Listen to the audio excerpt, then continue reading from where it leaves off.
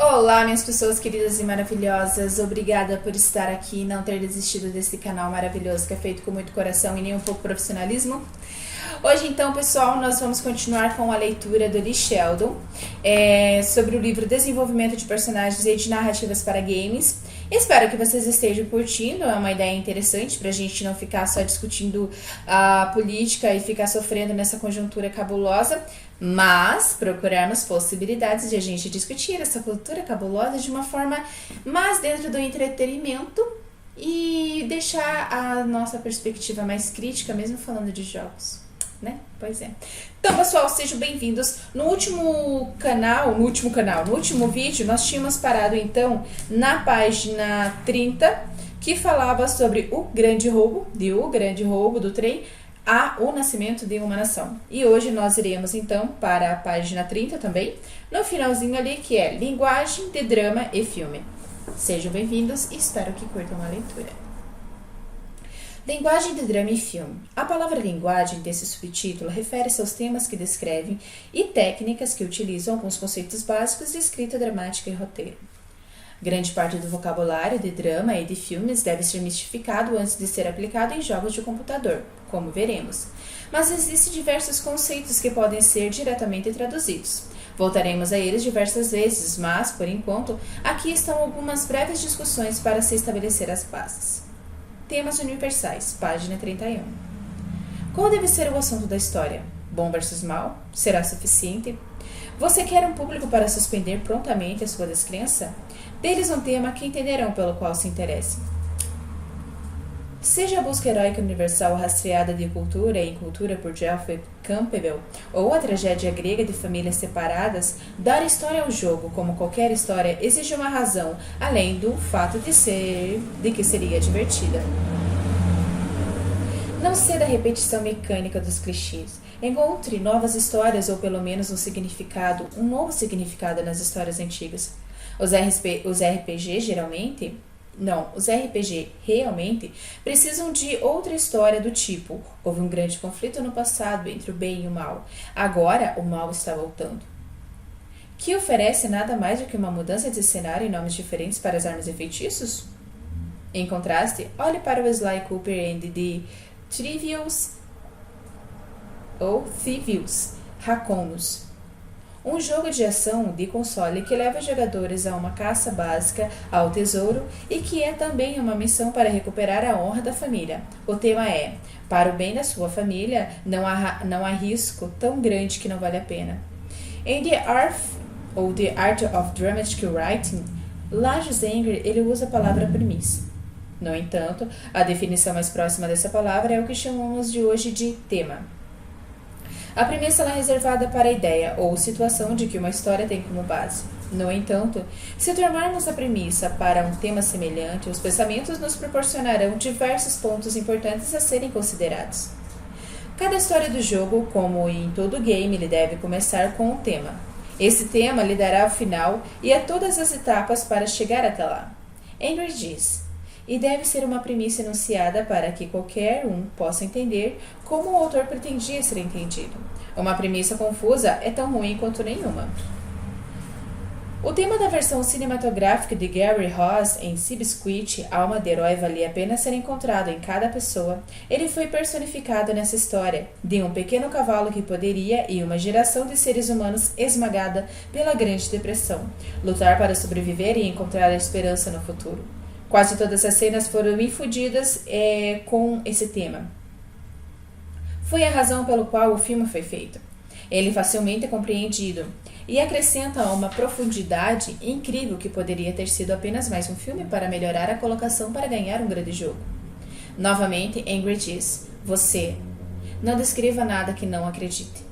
A premissa deve ser uma convicção própria para que possa prová-lo com todo o seu coração.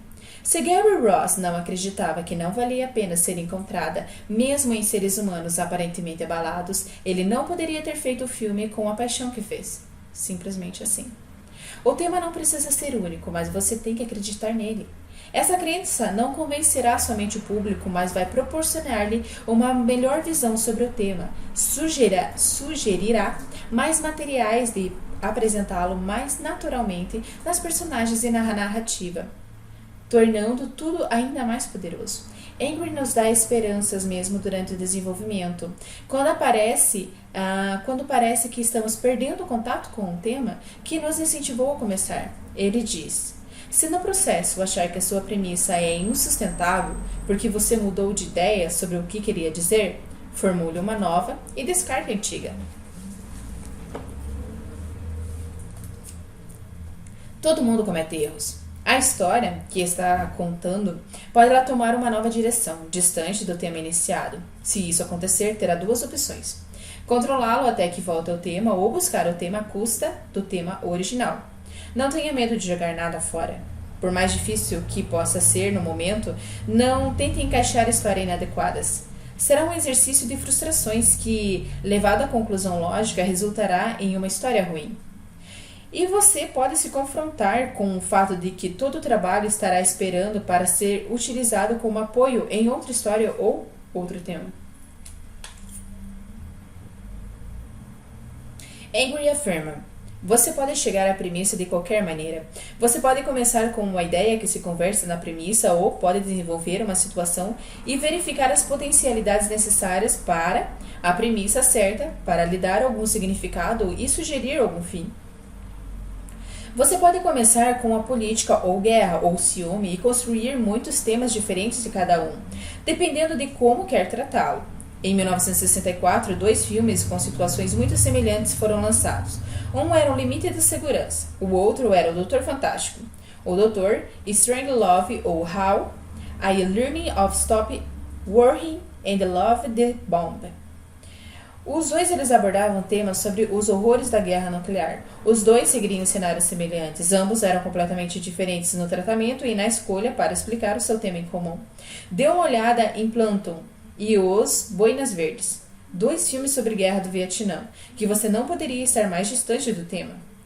Um último ponto de Angry: nenhuma premissa é necessariamente uma verdade universal.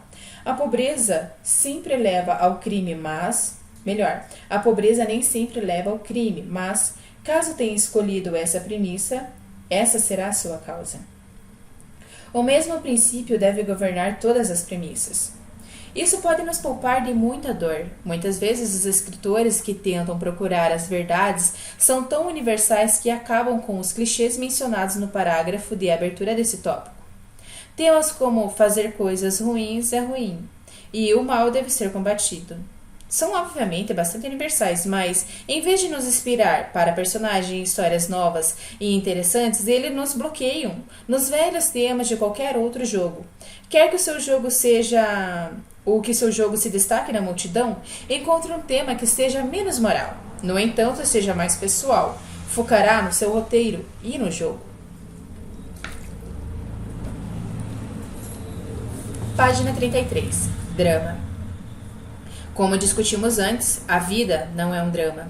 Uma morte sem sentido na vida real não é um drama até colocarmos reações humanas, colocando-a em um contexto que nos toque a nós e aos outros. Então, o que é drama? O William Archer, em Playmaking, diz que a essência do drama é a crise. Ele cita outro escritor, dizendo: sem obstáculo não há drama. Os obstáculos existem para serem superados com força, inteligência, força de vontade. Como podemos aplicar isso na criação de jogos? Criamos uma estrutura de jogo construída em conflito, que fornece obstáculos, incluindo os puzzles tradicionais, mas não se limitando a eles, para o jogador. Os obstáculos eles podem surgir durante a ação ou em conversa ou com outros personagens e estão presentes em todos os lugares da mecânica do jogo. Armadilhas, chefes, portas trancadas, tudo é obstáculo. Mas pense neles como obstáculos, não como peças ou metas. Esses obstáculos eles podem ser próximos passo natural, além do que dominou os jogos até agora, substituindo-os por confrontos dramáticos e dilemas cheios de suspense que são a cereja do bolo no trama. Conflito. Ainda página 33. O drama não é simplesmente sobre um conflito, mas seguramente o conflito dará impulso à história. O conflito dá ao jogador a necessidade de continuação. Muitas vezes os jogos caem na armadilha de imitar os mistérios da Era do Ouro nas décadas de 1920 e 1930. Muitas histórias de detetive desse período eram restritas à ação para o desenrolar do crime, em vez de um mistério que se desenrolava e se aprofundava à medida que líamos. Em Myst, a história é estática, ajustada no passado e revelada pouco a pouco. No entanto, em Jack e Dexter, temos a tentativa contínua dos Lookers para soltar o eco escuro para dentro, para o mundo, além da busca contínua para ajudar Dexter a reverter a forma mais natural. O conflito, é claro, não precisa incluir perigo, exceto no sentido mais amplo. O perigo do rompimento de um relacionamento pode ser tão convincente quanto o rompimento de uma aliança entre dois planetas, ou os dois planetas. Angry também tem algumas coisas a dizer sobre o conflito. O conflito é a emoção de todo desenvolvimento narrativo. Nunca existiu um conflito sem ser primeiramente prenunciado. O conflito é a energia atômica titânica pela qual a explosão cria a cadeia de explosões.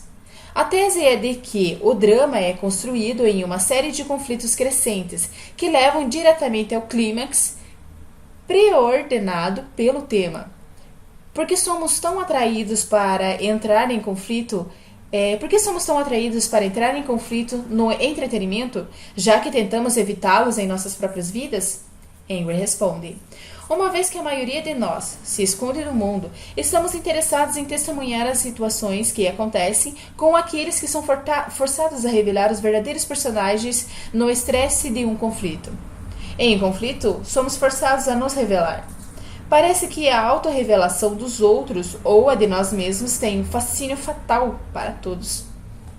Personagem. Teremos muito a dizer sobre as personagens nos próximos capítulos. O ponto importante aqui é que o tema por si só não é o suficiente para obter o desenvolvimento da história, nem é conflito. São as personagens que conduzirão a história, seja elas a personagem do jogador, single player, muitas personagens que possam jogar só de uma vez o multiplayer, ou personagens não jogáveis, os NPCs. Todos são importantes e cada um apresenta os próprios desafios especiais, como veremos. Cutscenes, página 34. Durante os anos, os cutscenes, eles são um meio padrão para contar a história em todos os tipos de jogos de computador. Os jogos de estratégia em tempo real colocam a próxima campanha ou nível na sequência de uma cutscene. Assim como fazem os jogos que progridem em waves e jogos single player. Em Star Wars, The Old Republic em jogo multiplayer maciço, MMO. As cutscenes elas são utilizadas para promover a história, oferecer recompensas no final das missões ou ajudar com dicas para os objetivos do jogador. Isso é compreensível. É muito simples separar o modo do gameplay da história. Isso significa que todos os truques de filmes eles estão disponíveis para você, roteirista.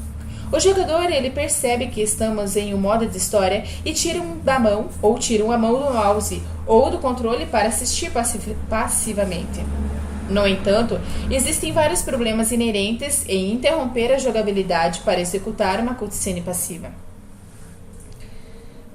Você, primeiro, destrói o ímpeto construído pela sessão do gameplay anterior. A cutscene deve restabelecer o impulso por si só.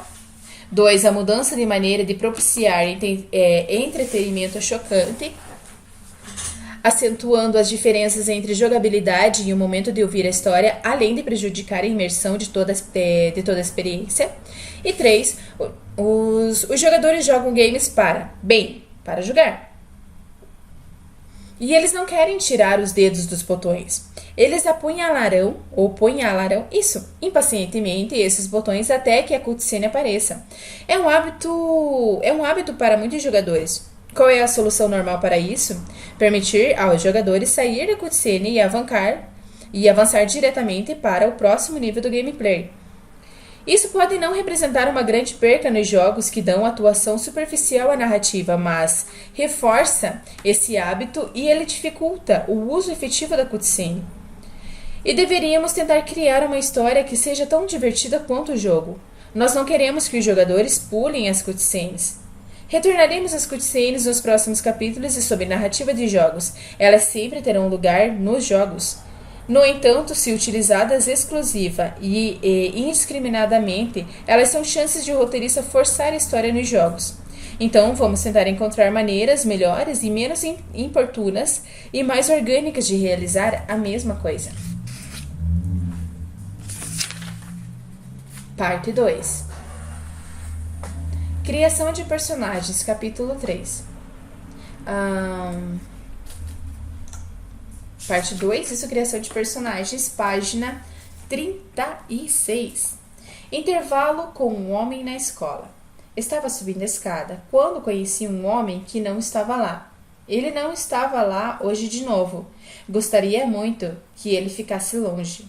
William Hughes Manners, em The Piscal Weed. Não havia iluminação no patamar acima de mim e as escadas subiam até a sombra profunda.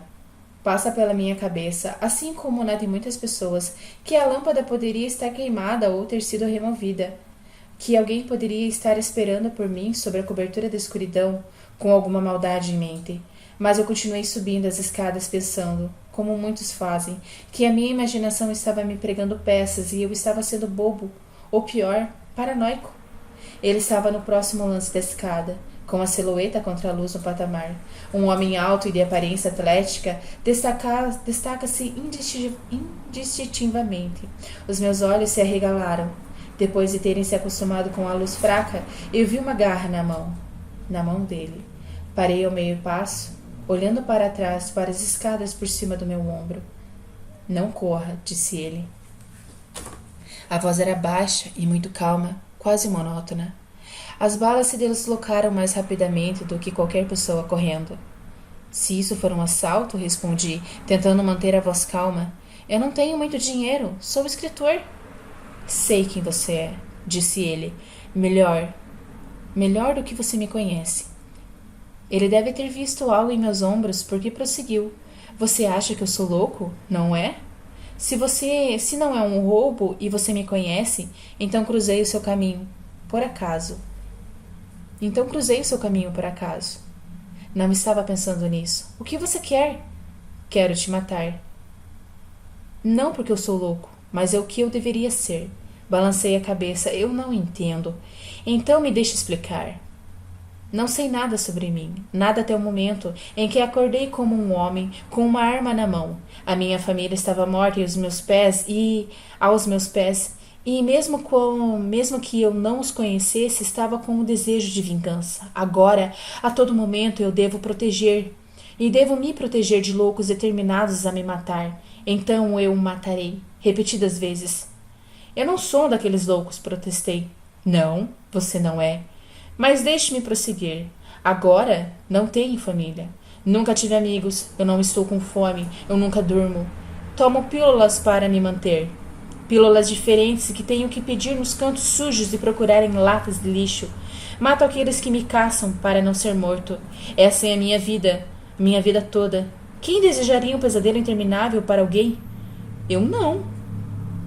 Ele apertou o automático. Mas você desejou. Ele gritou. Você não conhece a minha fisionomia porque não me deu uma. Não conheço os meus inimigos mais do que conheço a minha família. Você acha que eu sou louco porque eu luto sem propósito real, mas você não me deu nenhum. A pouca razão que tenho para seguir em frente nada mais é do que a história de vingança clichê em que você me prendeu. Olhei para ele e me lembrei. Você é Brutus Force, o herói do atirador que eu estou desenvolvendo. Ele lentamente colocou as emoções sob controle e a voz dele voltou ao tom monótono inicial. Sim, e você não me respeitou o suficiente para me dar uma vida. Você matou a minha família sem motivo algum, impondo um trocadilho ruim ao meu nome, encheu minha boca com um diálogo banal e me forçou à existência violenta sem propósito. Mantendo-me fiel à natureza irrefletida, com a vingativa do meu personagem, decidi me vingar de você. E se você disser, até tu, Brutus, em primeiro lugar, atirarei na sua rótula. O dedo apertou o gatilho.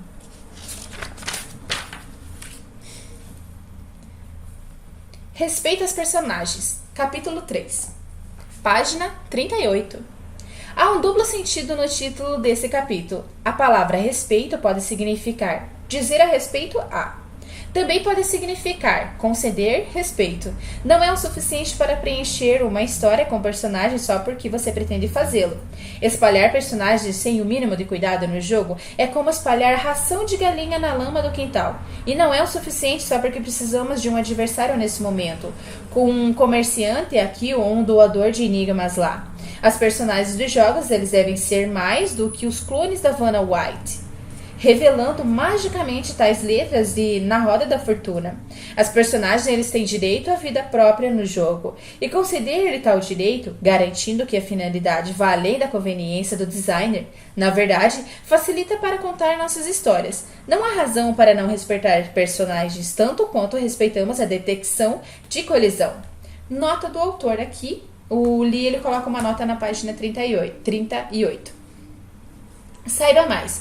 Detecção de colisão. Algoritmos que monitoram a interseção de objetos sólidos, como em um jogo de computador. Continuando. Nem todas as personagens eles precisam ser bem moldadas, porque nem todos podem ser as principais. As personagens coadjuvantes eles podem ter vida com menos detalhes, mas da mesma forma que o esboço de um artista ainda pode capturar alguns detalhes reveladores, embora talvez não tão explícitos na semelhança como um retrato a óleo. Vamos abordar os personagens coadjuvantes até os extras humildes mais adiante nesse capítulo. Página 39, 3 dimensões. William Asher, em Game in Playmaking, observa que o poder para observar, penetrar e reproduzir a personagem não pode ser adquirido nem regulado por recomendações teóricas. E apesar da moda atual de como escrever livros quer que acreditamos, Asher também nos lembra que instruções específicas para desenhar a personagem seria como regras para ter 1,80 m de altura. No entanto, o que podemos fazer é apresentar algumas ideias para considerar como damos vida aos habitantes dos nossos jogos. Chamamos as personagens bem moldados de tridimensionais. O mesmo termo é aplicado em um mundo físico ao nosso redor, e na computação gráfica representada por altura, largura e profundidade. Normalmente, essa descrição de personagens é utilizada, mas, na realidade, ela tem uma definição. As 3 dimensões de uma personagem são física, sociológica e psicológica. E elas se aplicam a todos os personagens principais de um jogo, sejam personagens do jogador ou personagens significantes não jogáveis. Características físicas, página 39 ainda. A dimensão mais fácil de revelar ao público é a característica física, particularmente nos meios de comunicação visual, com quem Chuck Noland se parece em Náufrago? Um Tom Hanks gordinho. Com quem Carl Hamrat se parece em Prenda-me se for capaz? Tom Hanks de óculos com um terno mal ajustado. Com que Thomas Shell se parece em Tão Forte e Tão Perto? Tom Hanks com óculos e mangas arregaçadas. Nos jogos desenhamos nossos heróis para se ajustarem às peças das mesmas maneiras que o Sr. Hanks faz quando é necessário. Não corremos o risco de estereotipar os personagens? Infelizmente, sim. Uma personagem estereotipada não é uma personagem respeitada. É uma ferramenta do autor, do artista, do departamento de marketing ou de todos os 3. Voltaremos a abordar os estereótipos mais adiante nesse capítulo. Então, desenhamos palavras e imagens, nossos personagens para se ajustarem aos papéis dos nossos jogos. E na maioria das vezes são desenhados para refletir a personagem ou função do personagem nos jogos. Mas muitas vezes paramos, simplesmente a dispomos em camadas em uma caixa de ferramentas de habilidades, maneirismo, e pegamos as frases já que precisaremos delas nos jogos. Para criar a personagem bem ajustada, precisamos de um pouco mais. No jogo Ico, o menino nasce com chifres, deformidade física que se repete na pequena aldeia e é vista pelos moderadores como mau presságio. As tentativas de matá-lo o levam diretamente para as aventuras que compõem a história. Aqui as características físicas são notáveis tanto para o ponto de entrada exclusivo fornecido para a história, quanto para o fato de que, no início do jogo, são mais importantes do que qualquer uma das duas dimensões do rapaz. Características sociológicas, página 40. As características sociológicas incluem o passado do personagem, sua escolaridade, os ambientes local e cultural. Ao dar o passado ao personagem, colocamos as ações em perspectiva. Eles não são mais vantagens simplesmente autorais, mas acrescentam o peso e interesse à personagem. A personagem de Sly Cooper é desenhada e animada com um texugo astuto, ou melhor, como um texugo astuto. Mas adicionar a tradição familiar e a recuperação de Trevius Reckonus, ele torna-se mais do que apenas o objeto final do jogo. Torna-se um objetivo essencial de condução de caráter e enfatiza o tema do jogo. Nesse contexto, o ambiente não é apenas onde o personagem cresceu, mas também aonde ele está agora. Isso pode ser escolhido como um jogo de sandbox, como no Legend of Zelda ou na série Grand Theft Auto da Rockstar. Cada um apresenta muitos ambientes e o jogador ele não precisa necessariamente terminar um jogo antes de explorar outro. Nota do autor: jogo sandbox. É um jogo que permite aos jogadores explorar um mundo aberto livremente. Continuando, ou pode ser, por circunstâncias, nos níveis mais estruturados de um jogo de ação, como a série Super Monkey Balls. As personagens eles precisam e podem precisar de diferentes habilidades ou conhecimento, dependendo do ambiente, mas elas não podem ser eliminadas na primeira vez que for necessário. Mesmo a franquia de filmes do James Bond, não pesadamente de personagens tridimensionais, reinventou o personagem principal no prólogo Cassino Royale, em que vemos um Bond novo e bruto ganhando o status de 007, pela primeira vez em um banheiro masculino. Uma palavra de cautela. É muito fácil passar dos limites do passado do personagem. É fácil confundir as listas de detalhes sobre o passado de uma personagem com as informações pertinentes que ajudam a mudar o caráter, assim como o drama seletivo de incidente que a vida nos proporciona a cada momento. O passado de um personagem deve ser necessariamente filtrado. Caso saiba onde sua personagem deva ir, é necessário fornecer somente uma rota, e não um mapa do mundo. Página 41, características psicológicas.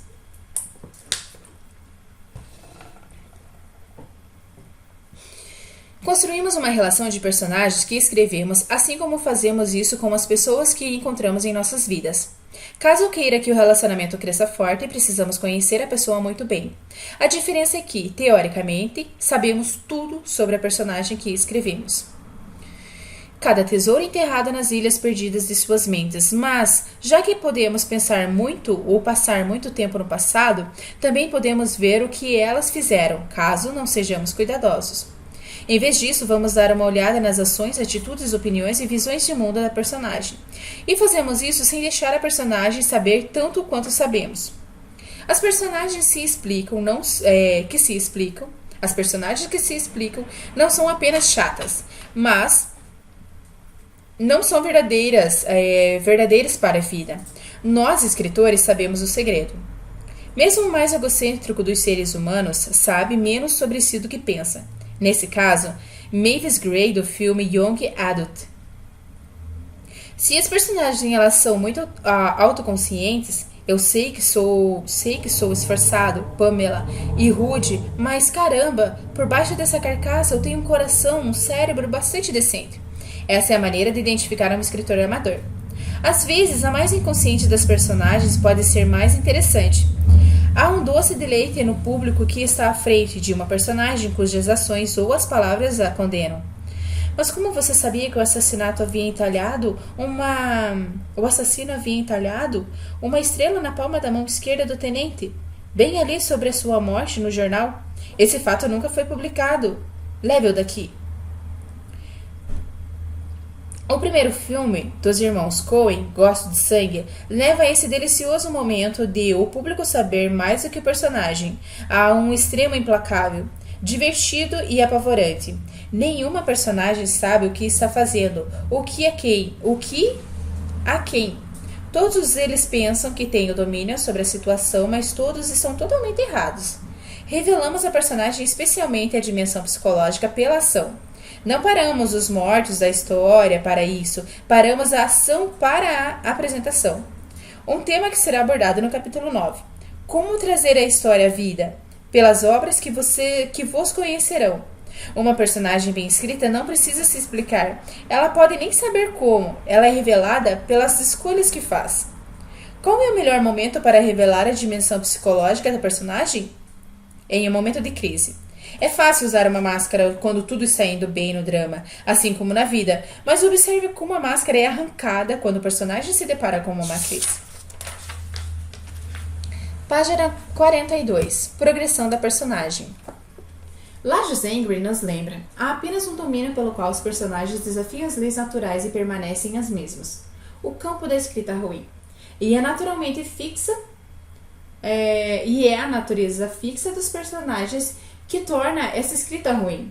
Se a personagem de um conto, romance ou peça, ou jogo, nota do escritor, ocupar a mesma posição no final, tal história, romance ou jogo é ruim. Talvez os personagens coadjuvantes eles não precisem de mudança. Elas podem estar presentes em um único momento do tempo. E não em todos os momentos, ou quando todas as personagens participam. Mas as principais personagens, seja PJ ou NPC, elas devem, como tubarões, continuar nadando ou morrerão. Essa mudança ela assume duas formas, crescimento e desenvolvimento. E muitas vezes pensa-se que elas são as mesmas coisas, mas não são.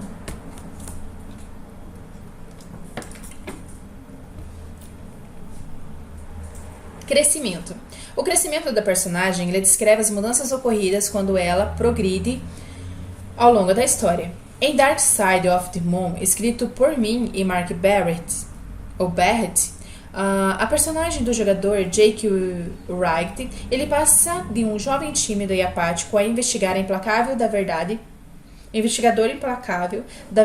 para o protetor determinado de toda uma raça alienígena.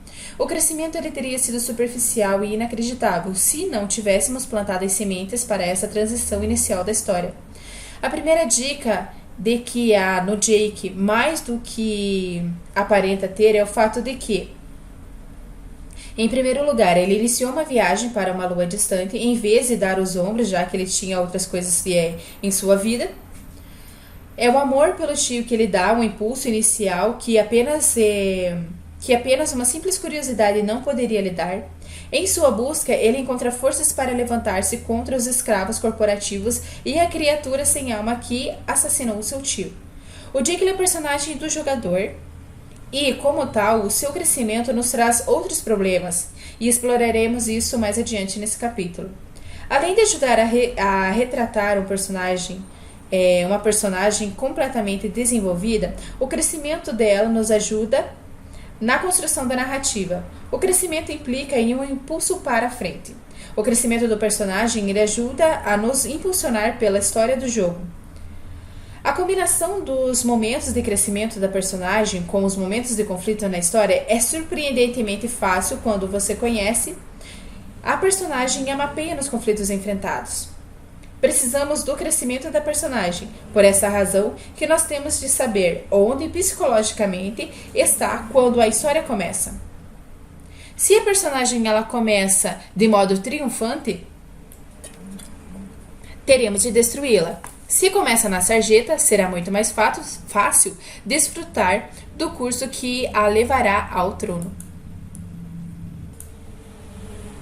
Desenvolvimento. Página 43. O desenvolvimento da personagem, como diz o William Asher, o Asher, ele não muda, mas ele se revela e se divulga. Ele compara isso com o desenvolvimento de um filme. Um drama, ele deveria apresentar as personagens como a química do fotógrafo apresenta as formas latentes do negativo. E ele usa a Nora de Ibsen em A Casa de Bonecas como um exemplo. Não podemos deixar de sentir que o poeta ele tenha compactado em uma semana a evolução, que de fato teria demandado muitos meses. No fim da peça, Escher insiste: deveríamos saber mais sobre a característica do protagonista do que ele próprio, ou o seu amigo mais íntimo saberia de início. Terry Mallory, a personagem de Marlon Brando em Sindicato de Ladrões, ele cresce e se desenvolve, à medida que se desloca pelo filme em direção ao confronto final, sangrento e triunfo das docas. A personagem cresce a partir de um homem que era simplesmente representado pelas regras da união corrupta a um homem conduzido pelo desenvolvimento de realização que a esposa lhe trouxe.